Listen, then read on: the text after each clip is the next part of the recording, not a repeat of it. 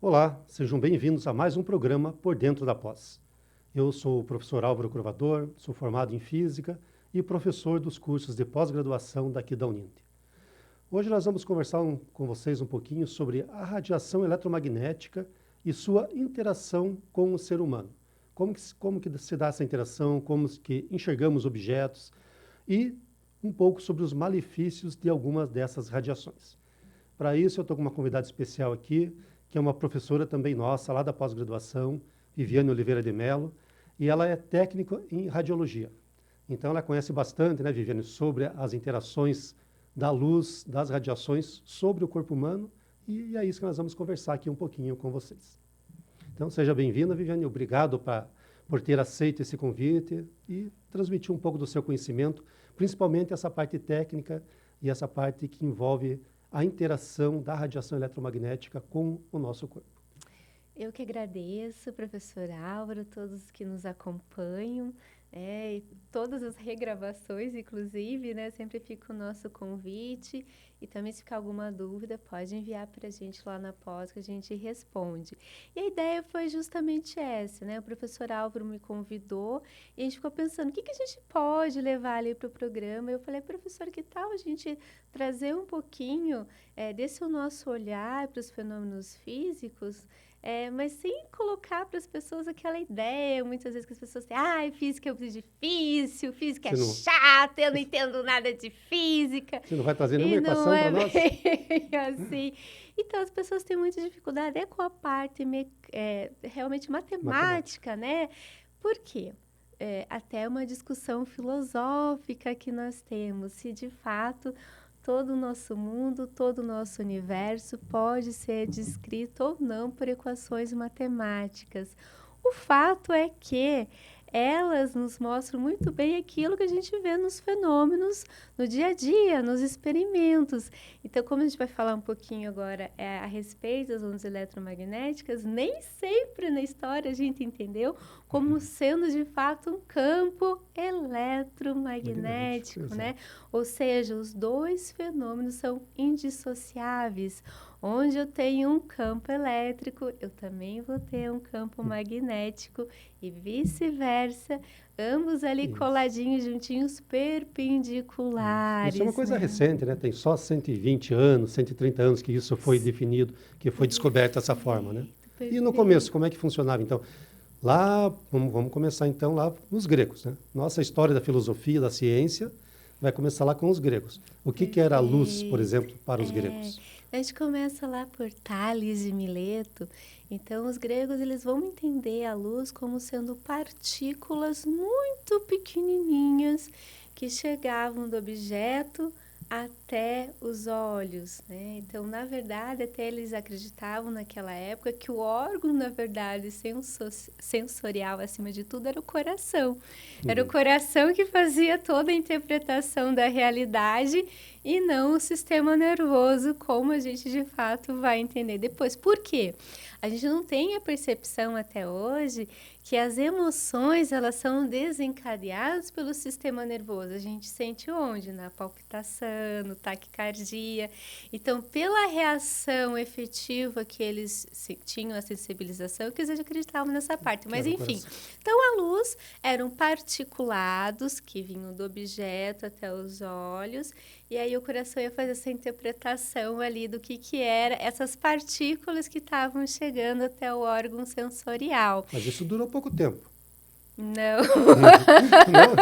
Não foi só uma questão de anos, meses? Não. Mesmo o Sir Isaac Newton, ele vai acreditar nisso. Claro, ele vai elaborar um pouco melhor essa teoria. Mas pela questão do que era observado nas propriedades da luz, principalmente a flexão, a reflexão e a questão também da refração da luz, ele estava mais entendido ainda que, de fato, a luz teria algum comportamento ali material e não ondulatório. Por quê? Então, a gente tem que lembrar lá as propriedades, né, da refração e da reflexão. Na reflexão, nós temos o quê? A luz ela vai interagir com o material e ela vai retornar esse material sem sofrer grandes interferências, a história né? da bola de bilhar, né? É a história da bola de bilhar. Então, você bateu, ela só vai mudar a direção, mas ela não vai mudar a velocidade, enfim, não vai mudar nenhuma das suas propriedades. Já na refração, ou seja, quando a luz ela consegue ultrapassar o material, o que vai mudar? Principalmente a velocidade. Então, você não muda a qualidade daquela onda, mas você vai mudar a velocidade. E essa velocidade vai depender do quê? Do meio. Então, por exemplo, a luz. A gente sabe que a velocidade da luz no ar, com todas as partículas que nós temos aqui, oxigênio, nitrogênio, gás carbônico, é uma. Quando essa luz ela incide, por exemplo, na água, ela vai mudar. Ela vai ficar o quê? Mais lenta. Mais lenta. E aí tem todos aqueles fenômenos, né, que o pessoal não gosta tanto lá no ensino médio, que tem as perguntas, se eu estou olhando um peixe, né, a 45 graus, onde de verdade, onde ele está, quando é dentro da profundidade, onde que está de verdade esse peixe, enfim, é por conta desses fenômenos. Então, Newton também vai acreditar nisso. Mas essas equações de Newton para a luz, para a refração, para a reflexão, junto com Snell, elas não conseguiam descrever muito bem outros fenômenos, entre eles principalmente o de interferência. Mas eu gosto de fazer conta, professora. Nós falamos de Tales de Mileto, 400 antes de Cristo, vamos arredondar ali para 400. Perfeito. Isaac Newton, 1600 depois de Cristo. Então, são 2000 anos que perdurou essa teoria. Sim, só que a diferença é que Newton ele vai começar a ter uma ideia que a gente teve isso há muito tempo depois, com Einstein e com Planck, que é a questão aí quântica da coisa. Mas o Newton vai entender que esses particulados, eles tinham que ser substâncias que estavam participando intrinsecamente ali da luz. Mas ele, por exemplo, ele não tinha a ideia que nesse comportamento da luz também tinha um comportamento magnético, né? Então, ele entendia os fenômenos luminosos como a parte dos fenômenos magnéticos. Então, eles ainda não conseguiam entender como que funcionava de fato o ímã, né? Como que funcionava todas as redes, os campos de fato magnéticos, as linhas. Não tinha essa... eles entendiam os campos magnéticos como forças que conseguiam puxar certos objetos ou não. Então, não tinha todo aquele entendimento também da qualidade, interação de campos, né? Que é a da teoria interação dos campos, isso. Então, e ninguém confrontou Newton? Ficou por isso mesmo assim? Ninguém falou, Newton não é bolinha, é uma onda. Ninguém falou isso? Não, teve. Até que chegou o Thomas Young, que finalmente conseguiu mostrar, né, através da dupla fenda. Só que daqui a pouco a pessoa vai falar, mas a dupla fenda vai mostrar a dualidade. Mas calma, nesse experimento Young, tá? O tamanho dessa fenda, e isso é muito importante, tá? Ela não era do mesmo tamanho daquela frequência luminosa que ia passar por essa fenda. Ela era maior, né? Ela não era gigante, mas também ela não era tão ínfima como a gente tem hoje, que a gente sabe. Se a fenda for do mesmo tamanho do comprimento de onda, da onda que eu estou incidindo, aí, a depender do meu anteparo, a gente vai chegar no aspecto onda-partícula. Mas, enfim, voltando lá para o Young, ele vai colocar o feixe luminoso no anteparo, vai passar. E se de fato fosse só matéria, o que eu ia ver contra o outro anteparo? Só um ponto. Só onde a luz de fato conseguiria passar. Mas a gente não vê isso, a gente vê um aspecto ondulatório. E se eu coloco mais ainda de uma fenda, a gente vai ver o processo de franjas, né? De frentes de ondas, fazendo o processo de interferência. Perfeito. E tudo mais. Então, você vê que foi longo o caminho. E mesmo assim, Young, primeiro, ele foi questionado, ele foi expulso da academia inglesa de ciência, até ele, por fim, mostrar, não, gente, né? Tem essa parte também. Mas aí vem o Einstein novamente e vai falar, não, a luz é matéria. E como que ele explicou isso? Através do efeito fotoelétrico.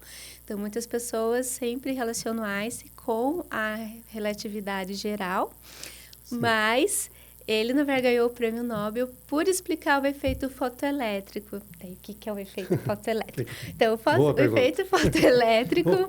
Posso fazer uma parte pequenininha assim? À vontade, professor. Isso aí foi no ano de 1905, né, que o Einstein publicou 5 grandes artigos.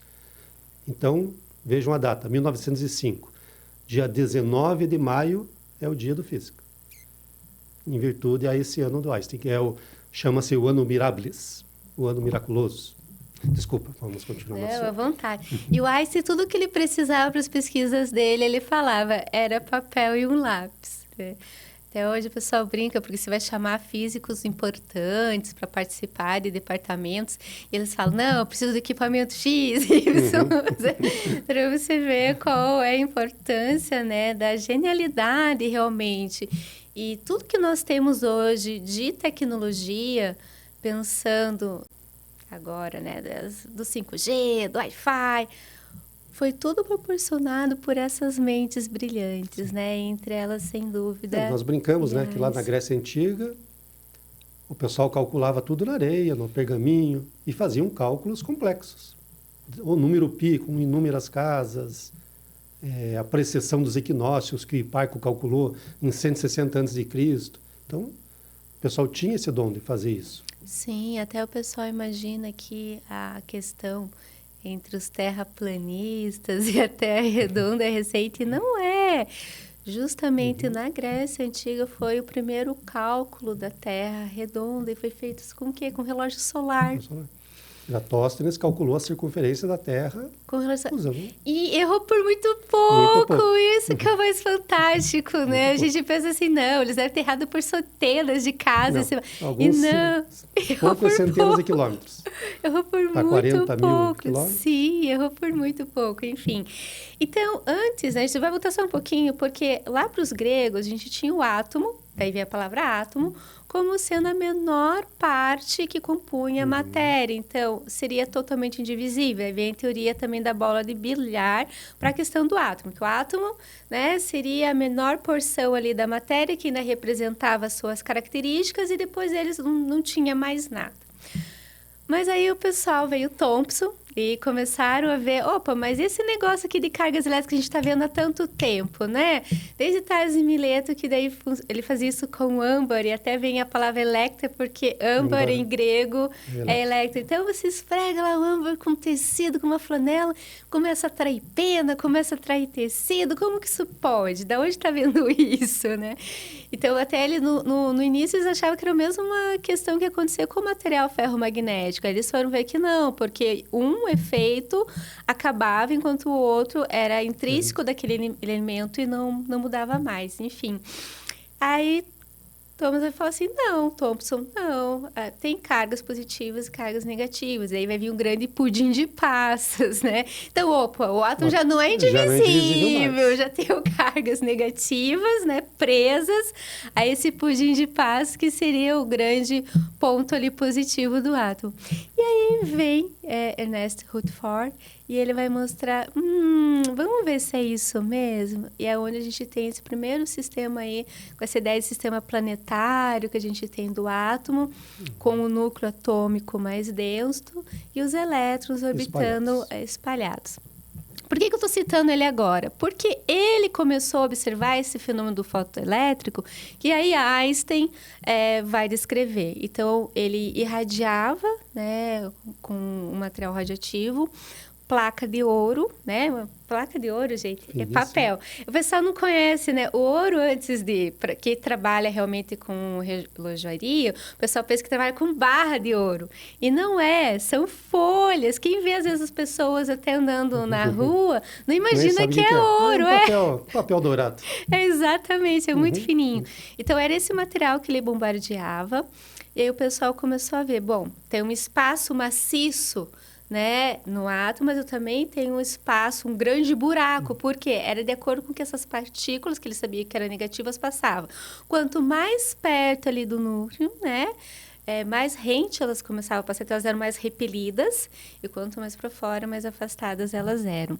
E aí, o pessoal começou a perguntar, mas da onde que veio esse fenômeno? Da onde que surge essas partículas, né? Eu incido luz, eu estou incidindo luz, né? E eu começo a detectar partículas, como que isso pode? Aí vem o efeito fotoelétrico, que é o quê? Se eu incido no material com carga, né, igual ao energia que eu tenho ali na órbita do elétron, eu vou conseguir expulsar esse elétron dali. Ele vai receber mais energia e aí ele sai. Então, esse é o efeito fotoelétrico. E é uma energia para cada elemento da tabela periódica. Então, cada elemento da tabela periódica vai ter a energia associada a seus elétrons em cada uma das camadas, da mais interna até a mais externa. Que daí lá é o KLMNOPQ, que a gente estuda. 7 camadas. E mais forte depois lá a sopinha de feijão, SPDF do Pauling, isso mesmo. Diagrama de Linus-Pauling, perfeito. Exato. E qual que é a importância disso? Aí a gente começa a entender melhor as propriedades de fato da matéria. E aí vem de novo a questão das radiações, né? Aí a gente já tem também a grande Marie Curie, que já postulou seu livro, já tem postulado ali tudo que ela observou a respeito também dos elementos radioativos, né? E a Einstein, então, vai mostrar esse fenômeno. Aí o pessoal vai fazer o que com esse fenômeno, né?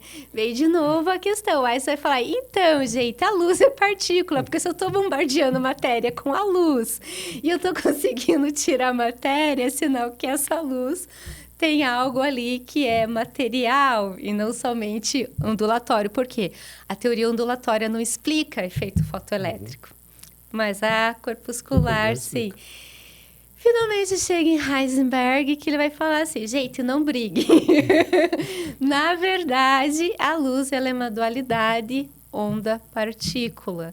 Né? Vai depender do estado com que eu estou trabalhando, tamanho de matéria que eu estou trabalhando. Por que eu estou falando em tamanho de matéria?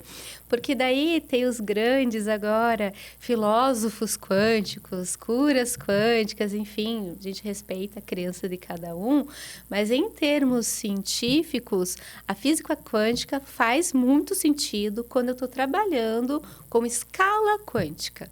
Na nossa escala aqui do dia a dia, lá as 3 leis de Newton continuam funcionando muito bem. Mas e afinal dessa conversa toda, né? O que interessa para o nosso dia? A questão é que a radiação eletromagnética nos permeia o tempo todo.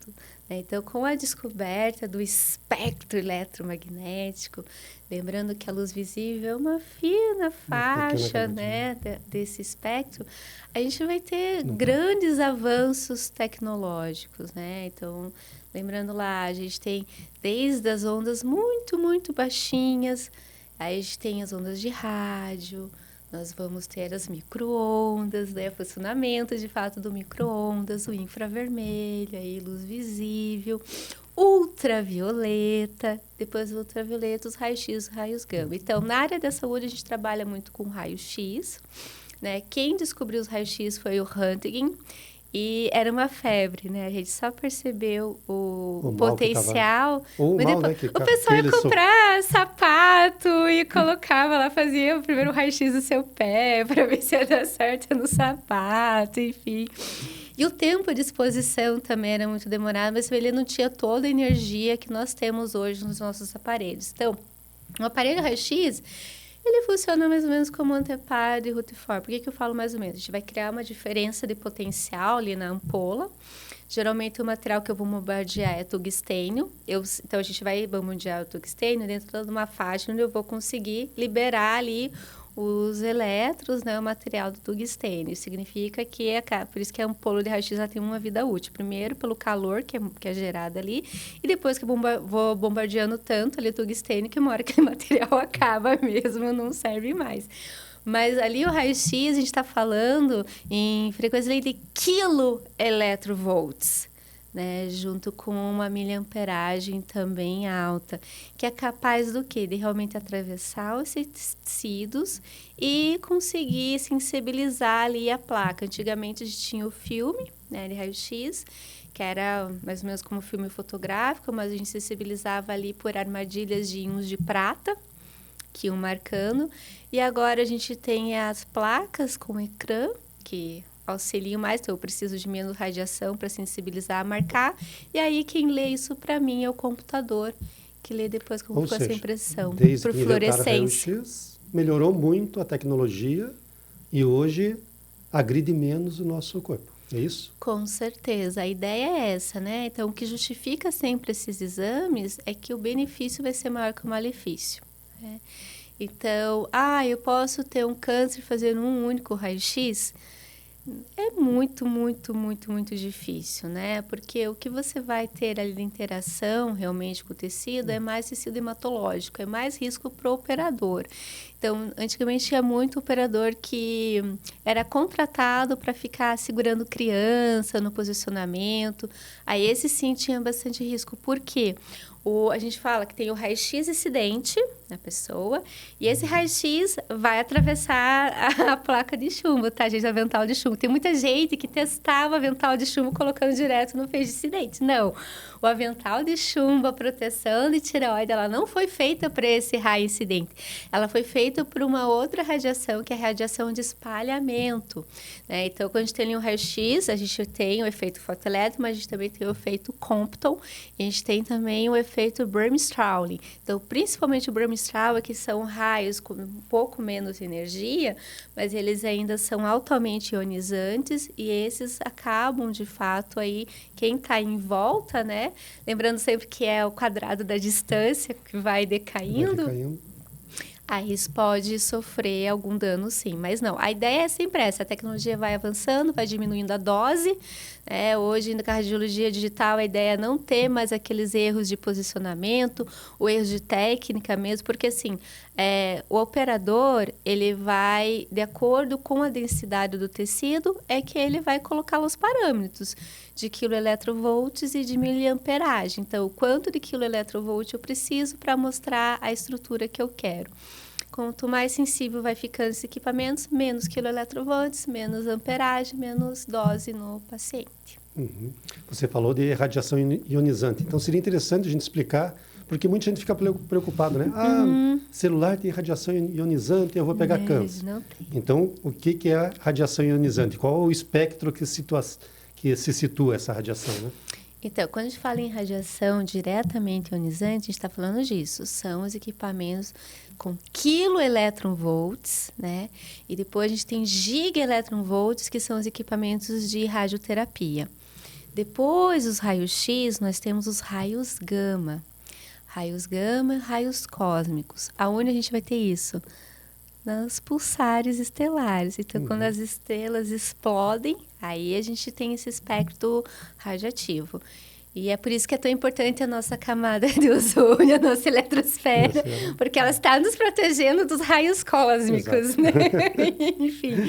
Então, radiação ionizante é isso. Essa radiação ionizante, a gente está falando... Acima do ultravioleta. Acima do ultravioleta. Mas o ultravioleta não causa câncer? Causa, mas o ultravioleta, ele não é diretamente ionizante. O que é ionizante é aquilo que tem a capacidade de interagir com o átomo e dispersar, atirar, retirar elétrons que estão ali presos à eletrosfera. Então, lembrando lá da química, né, do ensino médio, quando eu retiro elétrons, aquela molécula fica instável e ela vai ter que fazer recombinações para tentar novamente a sua estabilidade. Nessa dela ficar instável, ela vai criar o que a gente chama de ROS, que são substâncias extremamente reativas, né? O nosso corpo está todo o tempo tentando fazer o quê? Antioxidante. Então, a gente nada mais está colocando agentes oxidantes direto e com potencial de danificar o núcleo da célula. Quando isso é feito, o que a célula faz? Apoptose, né?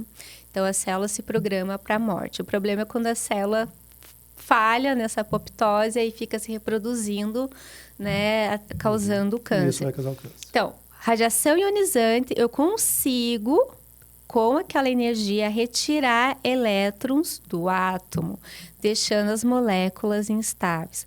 Radiação indiretamente ionizante, ela não consegue retirar completamente ali os elétrons, mas ela consegue mudar a configuração de ligação entre algumas moléculas. É o que acontece, por exemplo, com a radiação ultravioleta, que consegue romper ligação ali da timina. Então, lembrando lá da molécula de DNA, né, a dupla hélice, quando eu tenho uma timina, então, timina liga com adenina, eu tenho timina, adenina, e logo abaixo eu vou ter outro par, timina, adenina, quem está fazendo essa ligação aqui, lembra das ligações covalentes? Então, eu tenho uma ligação tripla. Lembra que a ligação tripla, ela na verdade é fraquinha, né? A primeira ali, ela é mais fraquinha.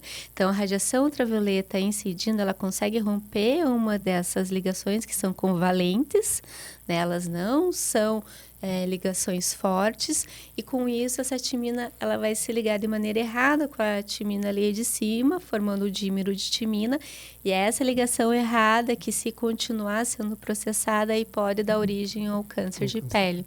Então, radiação diretamente ionizante, eu consigo quebrar íons, né? Então, pensar lá no cloreto de sódio, né? Consigo quebrar essas moléculas mais fortes, eu consigo quebrar ligações de hidrogênio. Então, ligações de hidrogênio também não são nem tão fortes nem tão fracas, mas eu consigo daí quebrar essas ligações, tirando de fato elétrons ali. Na indiretamente ionizante, não. E tudo depende de dose, né? A gente fala, tudo isso é acumulativo no organismo. Então, uma coisa é você tomar uma determinada dose hoje. Outra coisa é você ficar seguidamente tomando essa mesma dose, né? Os efeitos vão ser acumulativos no organismo. Tá, celular. Celular causa dano? Ainda é uma incógnita, né? O que o pessoal tem estudado, principalmente em ratos. Até teve um estudo bem interessante. Infelizmente, agora a parceria acabou, que foi entre Irã e a Universidade de Colômbia, onde eles estavam fazendo testes grandes com roedores. Então, o roedor era colocado em diversos campos eletromagnéticos, na faixa que a gente tem do celular, do Wi-Fi, e verificado. Então, um dia de exposição, 2, 3, 60, 90 dias, o que acontecia? Nos ratos, eles observaram que o efeito foi principalmente no sistema nervoso, no sentido de alterar até neurotransmissores, tá? Mas aí você está falando de uma carga onde o rato ficou muito exposto e tem que dosar também o tamanho do rato para o nosso tamanho. É outro, né? Eu diria para as pessoas assim, por via das dúvidas, evitar de dormir com o celular próximo à cabeça, os homens e ficar carregando no bolso, isso vale também para o laptop, porque nos homens, sim, pela questão térmica, daí foi verificado a questão realmente de redução ali dos espermatozoides, né? O que acontece? Acontece um estresse oxidativo, mata as mitocôndrias dos espermatozoides, eles ficam... Muitos morrem, outros ficam muito lentos, sem potencial. Seria mais por causa do efeito, por exemplo, micro-ondas de aquecimento mesmo, do que radiação ionizante. E daí? Micro-ondas faz mal? Comer comida de micro-ondas faz mal? Faz mal porque geralmente são ultraprocessados, mas não pela energia do micro-ondas.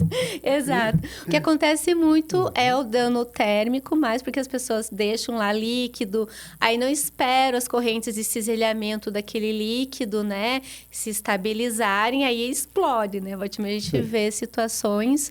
Porque a água, ela pode ferver a 100 graus e ficar estável. Enquanto ninguém mexer, ela está ali. Na hora que eu pego, a água... Perfeito, é isso mesmo. E causa uma queimadura. Então, é mais por isso, mas em geral, não. E só por curiosidade, né? As pessoas ficam pensando... Eu não sei se já se perguntaram, mas eu me perguntava isso, né? Ondas e rádio são ondas eletromagnéticas. Mas e como que eu escuto, então?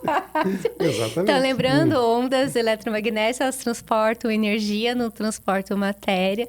Até fica com uma curiosidade. Você vê, meu cérebro ele vai misturando tudo, mas fica como curiosidade para o pessoal. Teorias sobre viagem no tempo. O que eles mais se avançaram foi em relação ao transporte informacional por energia através das ondas eletromagnéticas, então, né? Não matéria, mas informação através de energia. Então, é isso. As ondas de rádio, elas funcionam como?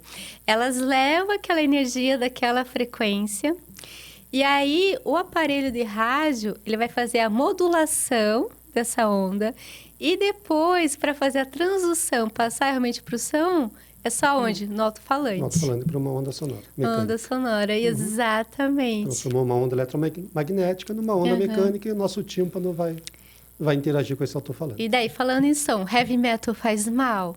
Depende, né, do ambiente fechado, a altura que está. Exatamente, Esse é o porque ele entra em ressonância, e já foi comprovado, entra em ressonância com batimento cardíaco e pode levar a casos de AVC e parada cardíaca, a depender, é claro, de como que está ali o estado de saúde do indivíduo. Legal, excelente. Muito obrigado, professora Viviane, por esse Eu que bate-papo. agradeço. Maravilhoso. A gente consegue transmitir aqui para os nossos ouvintes, talvez de uma forma mais simples, o que é esse tipo de radiação ionizante, o que não é, o que pode causar mal, o que não pode. Tomara que o pessoal tenha ficado com gostinho de quero mais e estudar Podemos física. fazer Não fiquem isso. com medo da física, gente. A física é bonita, né? A física física explica a natureza. Obrigado, professora. Obrigado a todos que estão nos assistindo e até nosso próximo programa.